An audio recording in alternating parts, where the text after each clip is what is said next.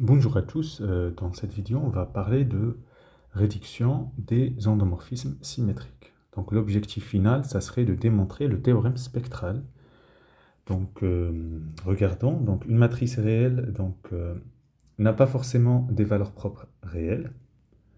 Nous allons montrer en fait qu'un endomorphisme symétrique, ou de manière équivalente une matrice symétrique réelle, a toutes ses valeurs propres réelles et diagonalisable dans une base orthonormée qui est le théorème spectral. Alors, avant de le faire, on va procéder par au moins 2 ou 3 étapes. On va commencer par le lemme 1, qui dit que les valeurs propres d'une matrice symétrique réelle A sont toutes réelles.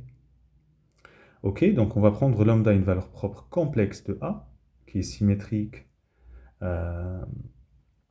réelle, et x un vecteur propre non nul associé. On sait que par définition, AX égale lambda x. Et là, quand j'applique la conjugaison, donc la barre, donc A est réel, donc A bar égale A, il reste seulement AX bar égale lambda bar x bar. Bon, maintenant, ce que je vais faire le produit scalaire de x avec AX bar. Donc AX bar, c'est lambda bar qui sort et x fois x bar. Et donc là, ça va être lambda bar fois la somme des modules de xi au carré.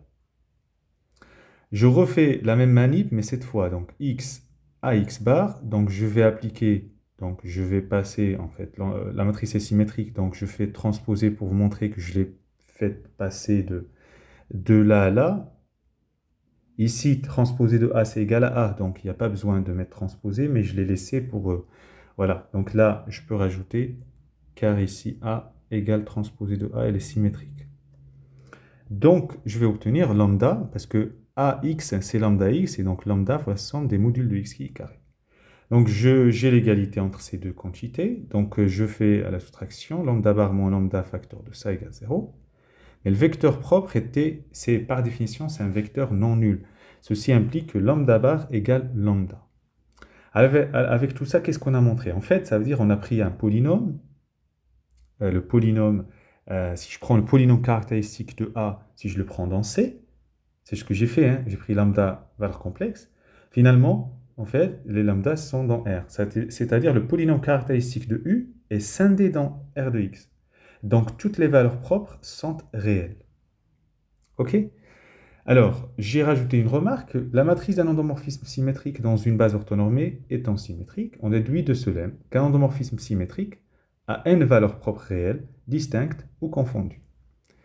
Distinctes ou confondues, mais surtout, un endomorphisme symétrique admet au moins une valeur propre. Ça, c'est vraiment quelque chose de très important. Donc, le polynôme caractéristique d'un endomorphisme symétrique est scindé sur R de X, et donc admet au moins une valeur propre. Donc, gardez ça en tête, parce que souvent, c'est le caractère symétrique qui a permis récupérer cette chose-là.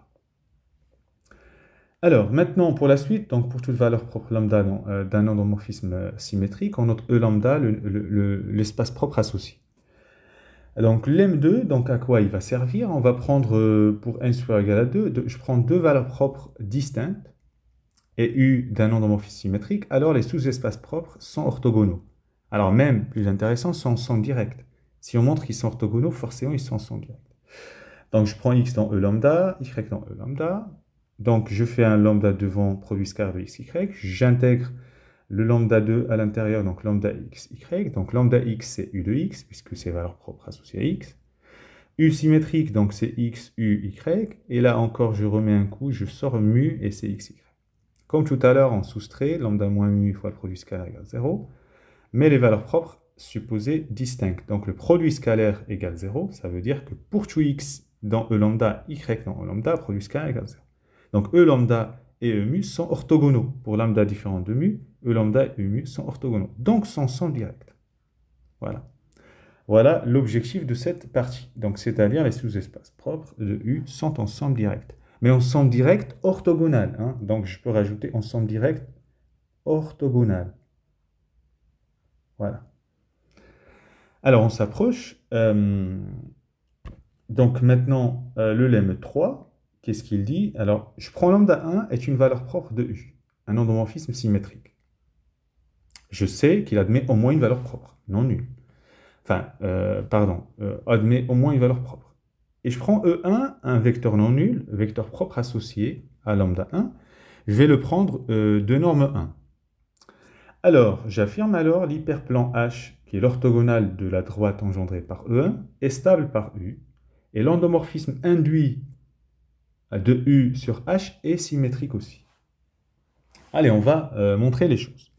Déjà, pourquoi H est un hyperplan? Alors, c'est rapide parce que c'est le noyau de la forme linéaire non nulle donnée par phi qui a x associé produit scalaire de x E1. Regardez, quart de phi, c'est l'ensemble des x dans E, tel que phi de x égale 0, ça veut dire x E1 égale 0. Ben, ce sont les éléments qui sont orthogonaux à E1. Voilà, c'est notre H.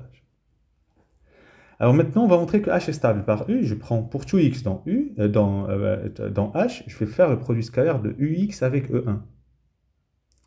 Bon, U est symétrique, donc c'est x U de E1.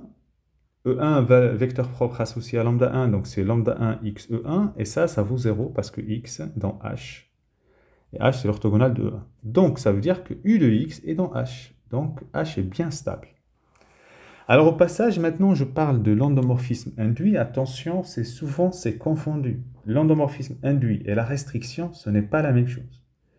L'endomorphisme induit, c'est vraiment un endomorphisme qui va de H dans H. La restriction, ça va juste réduire, on va se restreindre à un ensemble de départ, mais l'arrivée, ça reste dans l'espace total. OK? Donc l'endomorphisme induit V de U sur H est donc un endomorphisme de H. OK? On a H qui est stable par U. Et en désignant par EI, I qui commence à 2 à N, donc il y a N-1 vecteurs, c'est une base orthonormée de H. On va la prendre, on peut le faire par Gram-Schmidt par exemple. Et donc si je prends la base B1 qui est construite et constituée de EI pour I cette fois de 1 à N, donc je rajoute E1 à la base de H, est une base orthonormée de E.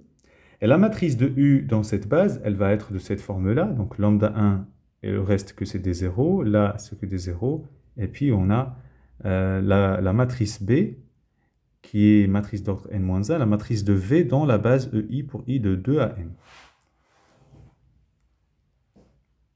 OK? Comme U est symétrique, alors il en est de même que A1, et donc de B et de V. Voilà. Alors, je ne sais pas si c'est clair. Il y a un petit passage où j'ai l'impression... Alors, c'est quel passage? Oui, voilà. C'est cette matrice A1. Cette matrice A1. Alors, c'est la matrice de U dans la base B1, parce que U de E1, c'est lambda 1 U1, et tout le reste, c'est que des zéros. Et à droite, donc j'ai U de E2, U de machin, etc. et compagnie. Mais comme H est stable, donc il va y avoir 0 dans la première ligne, puisqu'il n'y a pas de E1 dans la base B, dans la base EI pour I égale 2 à N. Et voilà, vous avez cette forme-là, sans problème. Allez, on arrive au résultat. Voilà, temps attendu, théorème spectral, tout endomorphisme symétrique U dans S de E se diagonalise dans une base orthonormée. Alors, en général, les résultats, les théorèmes de la réduction se démontrent par récurrence sur la dimension de l'espace. Pour n, donc par récurrence, sur n supérieur à, si n égale 1, les éléments de S de E, c'est L de E, ce sont des homothéties et toute base convient. Maintenant, on va supposer le résultat acquis pour les endomorphismes symétriques de tout espace euclidien de dimension n-1, où n supérieur ou égal à 1, et on va se donner U dans S de E avec E de dimension n. U étant un endomorphisme symétrique, il existe au moins une valeur propre de U. Parce que U, le polynôme caractéristique de U, est scindé sur R. C'est le lemme précédent. Enfin, les lemmes précédents, il y a un résultat. Alors, avec les notations du lemme précédent, surtout la preuve du lemme précédent, on a E, c'est RE1 plus H. Avec H, c'est l'orthogonale de RE1, qui était stable par U, et V, l'induit de U sur H, donc, eh bien, on a montré qu'il était symétrique. Donc, on va appliquer l'hypothèse de récurrence à... Il existe donc une base orthonormée B1 de H, dans laquelle la matrice de V est diagonale. On va concaténer donc E1 avec la base B1, on obtient B, une base orthonormée de E, dans laquelle la matrice de U est diagonale. et on a montré ce résultat. Bon courage.